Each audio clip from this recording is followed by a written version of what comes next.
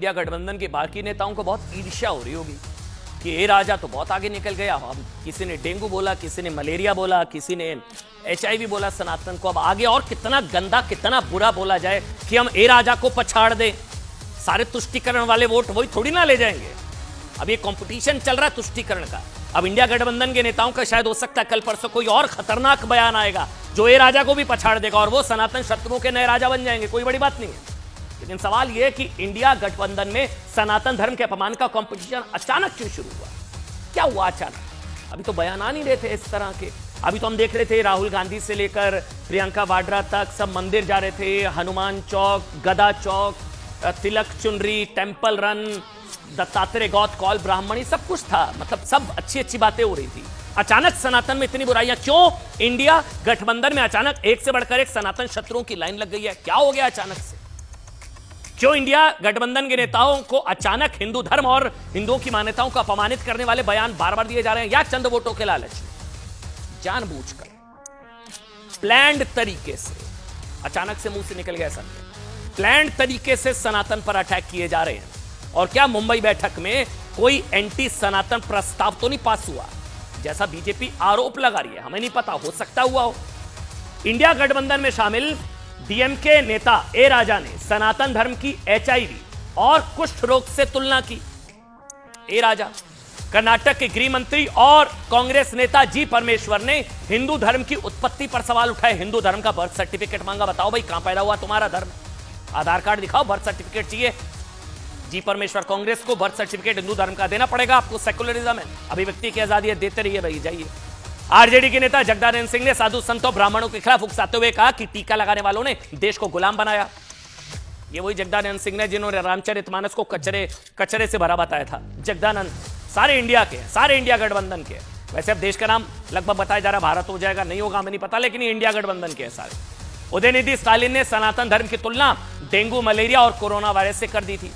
कह रहा है इरेडिकेट कर देना, वो कह रहे हैं कि इरेडिकेट कर देना चाहिए सनातन धर्म को। कांग्रेस अध्यक्ष मल्लिकार्जुन खड़गे के बेटे प्रियंक खड़गे ने कहा कि जो धर्म समान अधिकार ना दे वो बीमारी की तरह है। अब समान अधिकार तो कई धर्मों में नहीं दिए जाते ना, मैंने कल भी आपको बताया था। हर धर्म में कुछ विसंगतियां हो सकती हैं। तो क्या बाकी धर्मों के लिए भी प्रियंक खड़गे जी के ये बोल उनके लिए भी हैं क्या? अगर हैं तो फिर क्या वो भी अभिव्यक्ति की आजादी है?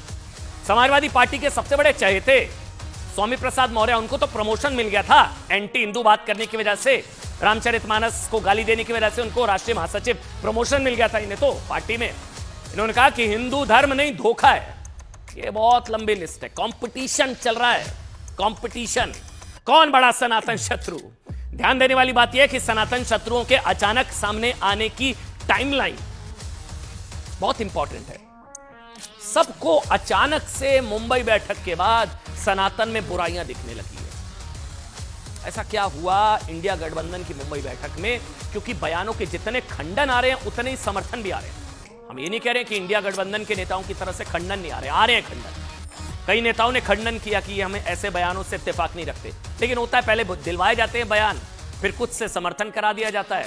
प्रियंक खड़गे, कार्ति चिदम्बरम, और कुछ से खंडन की कंफ्यूजन बनी रहे। समझ रहे हैं आप? अब सोचिए ऐसा क्यों है कि सनातन धर्म के खिलाफ ए राजा से लेकर प्रियंक खड़गे और उदयनिधि स्टालिन से लेकर जी परमेश्वर के बयान इंडिया गठबंधन की तीसरी बैठक के बाद अचानक आने शुरू हो गए। मुंबई में इंडिया गठबंधन की तीसरी बैठक 31 अगस्त, और टाइमलाइन बहुत इंपॉर्टेंट बता रहा हूं, ये टाइमलाइन समझिए। और मुंबई में हुई इस बैठक के बाद से ही हिंदू धर्म, इंडिया गठबंधन के नेता सनातन धर्म को बीमारी बताने लगे, हिंदू धर्म का बर्थ सर्टिफिकेट मांगने लगे, सनातन को इरेडिकेट खत्म करने की बात करने लगे, हिंदू धर्म को धोखा बताने लगे, अब HIV बताने लगे। सारी बुराइयां मुंबई बैठक के बाद अचानक से क्यों? इसलिए देश के कई लोगों के साथ बीजेपी भी यह सवाल पूछ रही है कि सनातन धर्म को टारगेट करने का प्लान क्या मुंबई की तीसरी बैठक में बना? क्या सनातन धर्म के अपमान के लिए मुंबई में चोरी छिपे इंडिया गठबंधन ने कोई प्रस्ताव लेकर आया और पास करा दिया? अच्छा याद करिए ना, ये तस्वीर याद है आपको? ये देखिए, ये तस्वीर ध्यान से देखिए, सामने चल रही है। इसलिए शुरुआत में ये हिंट आया था। ममता बनर्जी ने ये देखिए, ये टीका लगाने की कोशिश की, उन्होंने मना कर दिया, नहीं टीका नहीं। मुंबई में ममता बनर्जी ने टीका लगवाने से मना कर दिया था। ये देखिए, ये टीका मना कर दिया।